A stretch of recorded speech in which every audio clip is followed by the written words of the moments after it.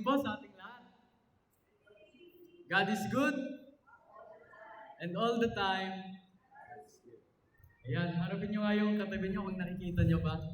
At sabihin nyo, I'm blessed to be with you today. Ayan. So before we start, let us pray. O gracious and loving God, may the words of my mouth be sanctified and the meditation of my heart be pleasing in your sight. My rock and my redeemer. Amen. Ayan. So alam niyo ba kung ano ngayon? Today is the first Sunday after Pentecost. It is also Trinity Sunday. And of course, it is also Father's Day. But let us reflect on the gospel text for today. Sino sa atin ang minsan nagtatanong, Lord, bakit parang di ko maramdaman ang presensya mo? Minsan, kahit gaano pa tayo ka-active sa simbahan, nag-a-attend ng mga fellowship, at malakas yung praise and worship, deep inside, parang shallow pa rin ang ating pananampalataya.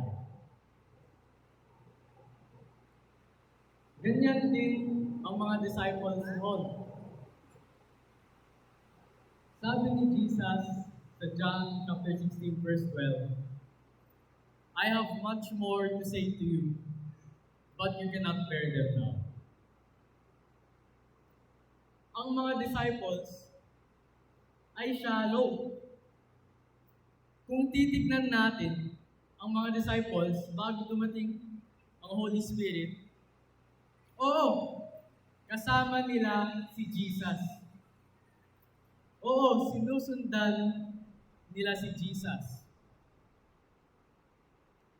Pero marami pa rin silang hindi maintindihan.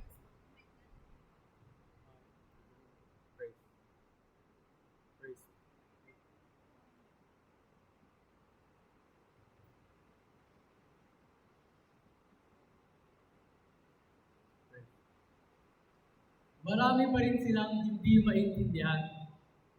Kaya sila shallow. Hindi pa buo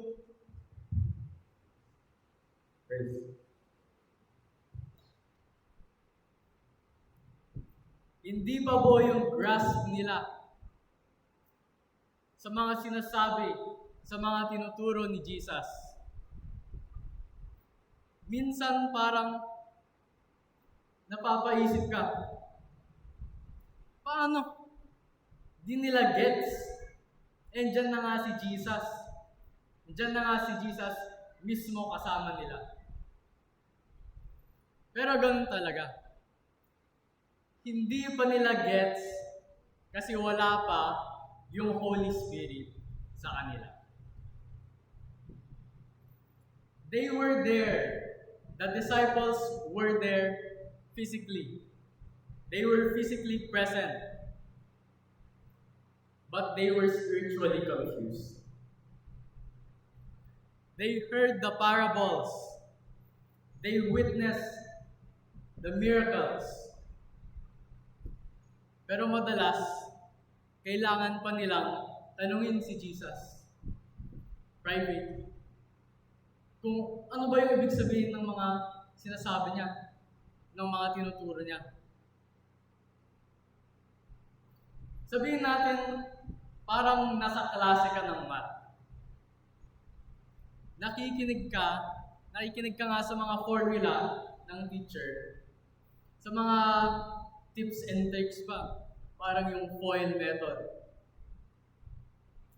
Pero hindi mo talaga maintindihan yung lesson. Hanggang sa may mag-explain paulit sa'yo after ng klase. O kung magpapatulong ka kung paano gagawin yung activity, yung equation.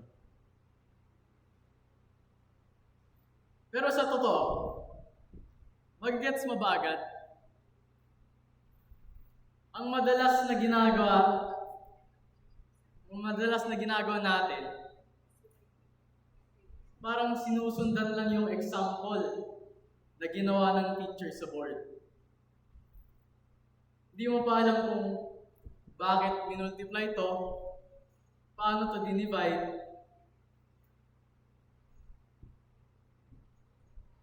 Ganun yung level ng pagka-unaware ng mga disciples. Ganun yung level ng pagka-unaware sa mga sinasabi ni Jesus. Parang nakikinig sila, pero lumalabas lang sa kabilang tenga. O nakikinig nga sila, hindi lang nila maintindihan. At kung iisipin mo, parang ironic, di ba? Disciples na nga sila, mga taga-sunod, kasama pa nila si Jesus. Pero sa totoo lang, sa puso, sa isip, shallow pa rin. Shallow pa rin yung pagkakaintindi nila. Hindi pa buo yung commitment. Hindi pa mature yung pananampalataya nila. Hindi dahil sa wala silang pakialam, pero dahil kulang sila sa kapangyarihan para maintindihan. They needed help. They needed the help of the Holy Spirit to open their eyes, to enlighten them to the truth. Just like the disciples, sa panahon natin, parang ganun din. Marami sa atin ang nominal Christians. Alam mo ba? Shallow pa ang faith nila. Tulad ng mga disciples, nung wala pa yung Holy Spirit. Alam niyo ba yung term na nominal? Nominal Christian. Yung Christian lang sa pangalan. Pero wala sa isip, wala sa puso, wala sa gawa. We say that we are believers. We say that we follow Christ. Because why? We attend church. We go to Sunday service. But after that, balik ulit sa dati. Parang naging routine lang. Gigising ka, pupunta ka sa simbahan, makikinig na onte, tapos uuwi na. Ano yun? Walang pagbabago na nangyari sa buhay mo. Wala nang follow-up to deepen your faith.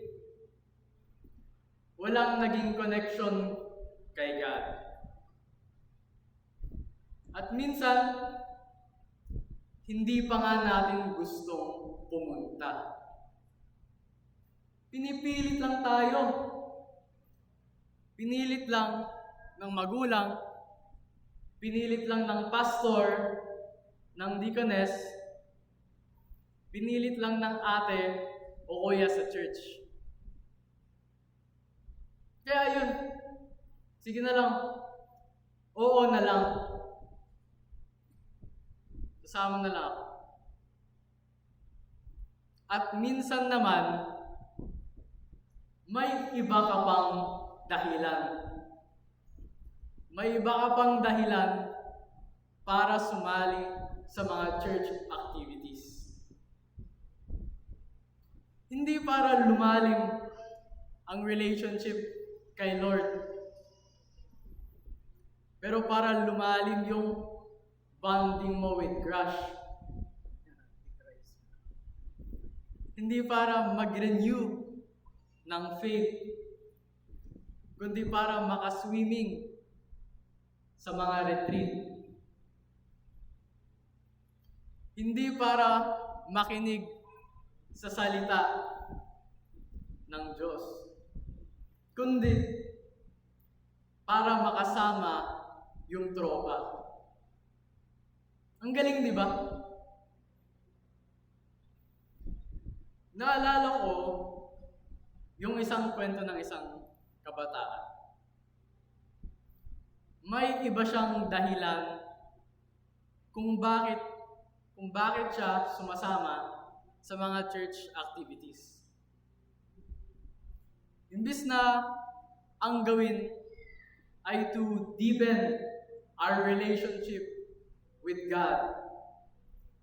Sinabi niya dun sa sharing noong SI na kaya daw siya pumupunta, kaya daw siya sumasama sa mga youth activities tulad ng retreats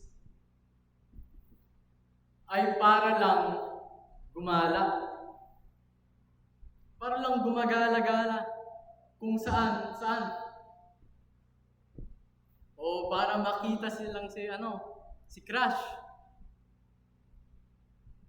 Di ba? Ang shallow nun. Pero hindi ito para mang-judge. Pero ito yung realidad. There are so many people today who still do not understand what it really means to follow Jesus. Because the Holy Spirit has not touched their hearts yet. Kaya kahit andun sila physically, parang wala pa rin. Their faith is still shallow. Shallow ang pagkaintindi sa worship. Shallow ang response sa Word of God. At shallow din ang commitment sa pagiging tunay na Kristiyano. And that is all because wala pa yung guidance ng Holy Spirit.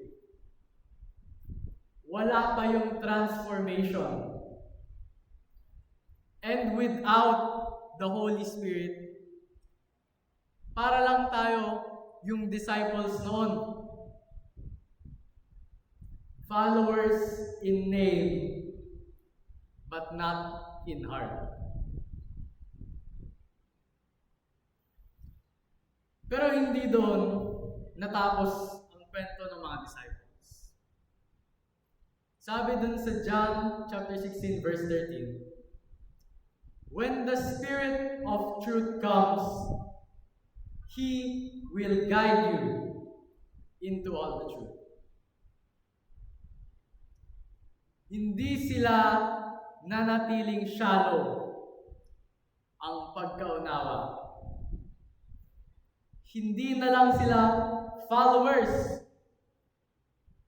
na susunod-sunod lang kay Jesus. Kung saan man siya pupunta. But when the Holy Spirit was sent by God the Father to guide them, then the disciples had a deeper understanding. Hindi na sila shallow. Deep na ang pagkaunawa nila. At doon nagsimula ang pag-transform ng lahat. Hindi lang yung disciples ang nag-transform, but also the people of God. God the Father sent down the Holy Spirit. And since Father's Day ngayon, it is important to recognize na it was the Father who sent the Holy Spirit. Ganun naman talaga, di ba? Ganun naman talaga ang mga fathers. Katulad lang ni God.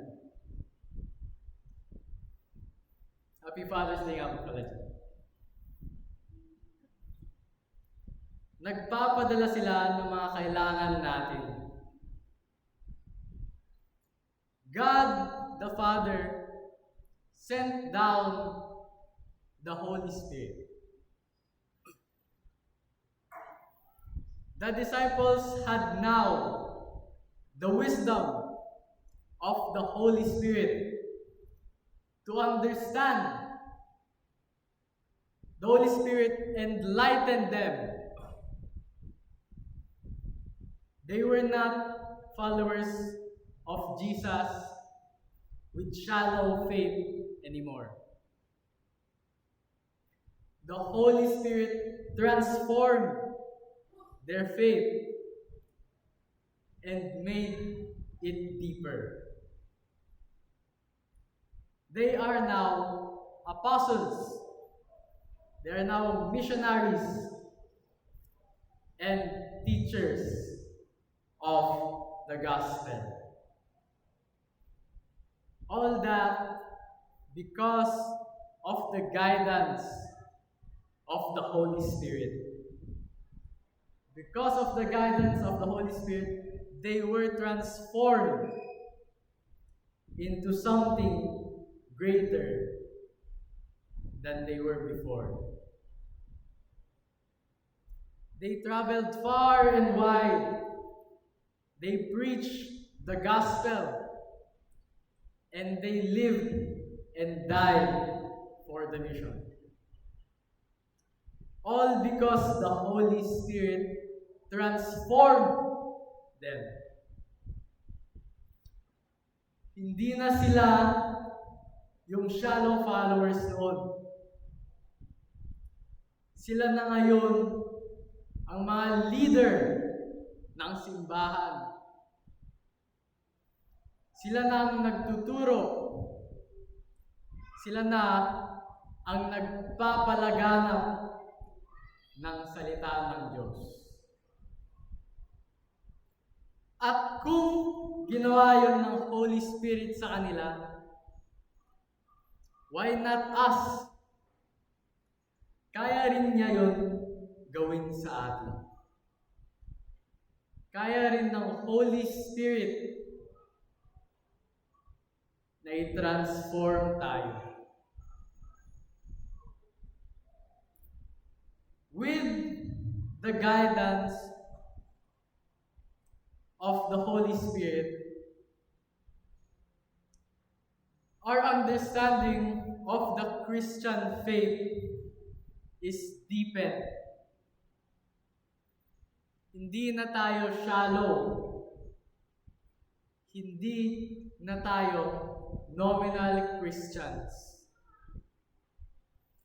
Yung magsisimba lang tuwing Sunday, tapos kalimot agad.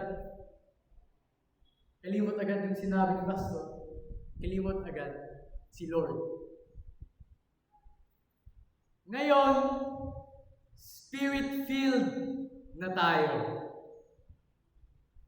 Tignan mo nga ulit yung katabi mo sa kanan. Sabihin mo, Spirit-filled ka na. Tapos sabihin mo naman sa kaliwa, salamat sa Panginoon. Because we are Spirit-filled, we now live differently. We now walk in faith and live out that faith in action. Kaya natin mag-attend ng Bible studies. dahil pinipilit tayo, kundi dahil gutom tayo sa salita ng Diyos. Kaya natin maging lay servant. Sumali sa outreach programs. Magturo ng Sunday school. Maging active sa lay ministry. Mag-attend ng midweek services. Lahat nun ay ginagawa natin kasi may apoy na sa puso natin. May Holy Spirit na sa puso natin. Amen? And dahil lumalalim ang pananampalataya natin, we begin to live out the 3 general rules of John Wesley. Yun ang do no harm, do good, and attend all the ordinances of God. Hindi lang ito slogan ng mga Metodista, kundi ito na ang buhay natin. Alam niyo ba, kahit si John Wesley, founder ng Methodism, kahit si John Wesley, hindi siya agad spirit-filled. Oo, clergy nga siya. Nagsisermon siya. Nagmi-mission pa siya. Pero something was missing. May kulang siyang nararamdaman. He was doing the ministry, pero hindi pa siya spirit-filled.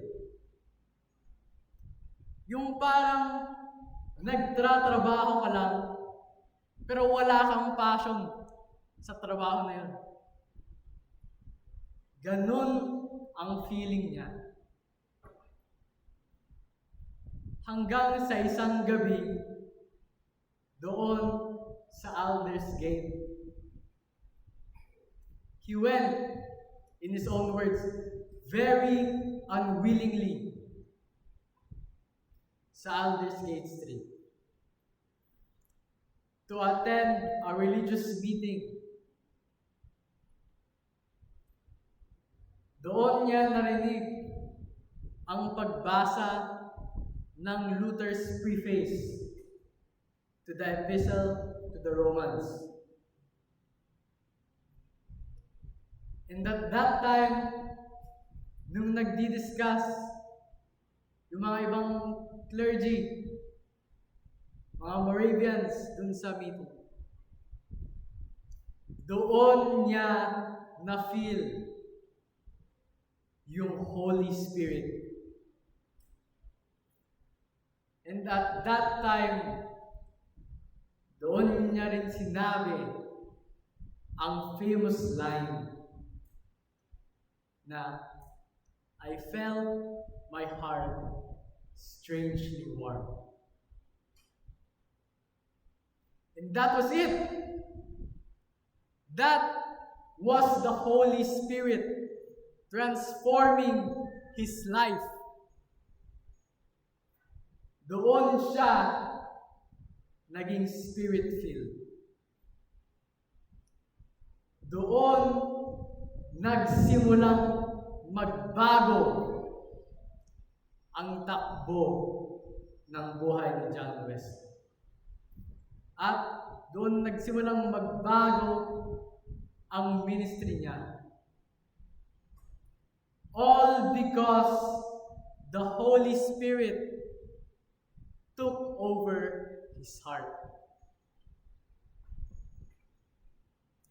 And that same Holy Spirit na nag-transform kay John Wesley can also transform us now. Kung dati, shallow lang ang pagkakaintindi mo kay Jesus, ngayon, may deeper understanding ka na. May apoy na sa puso natin. May direction na tayong sinusunod. Dahil may guidance ng Holy Spirit. Kasi pinadala ng God the Father ang Holy Spirit.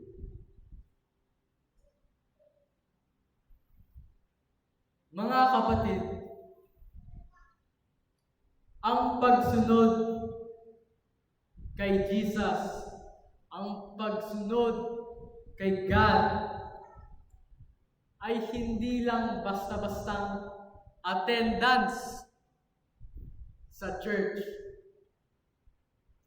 Hindi lang ito bastang makinig.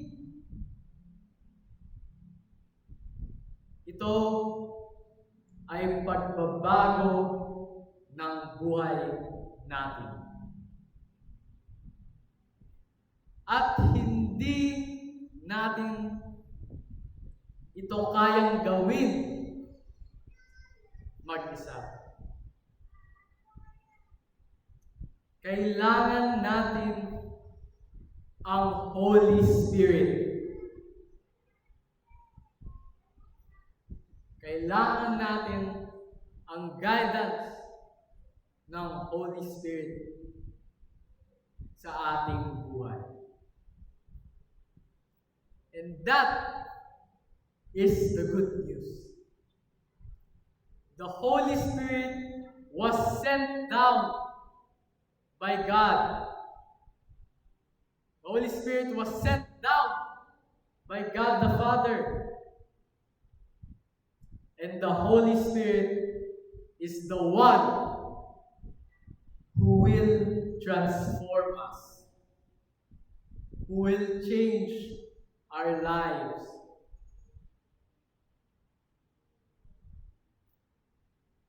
So mga kapatid, accept the Holy Spirit in your hearts. And let your hearts be transformed from shallow followers to deep disciples, and from nominal Christians to Spirit-filled, united Methodists. In the name of the Father, and of the Son, and of the Holy Spirit. Amen.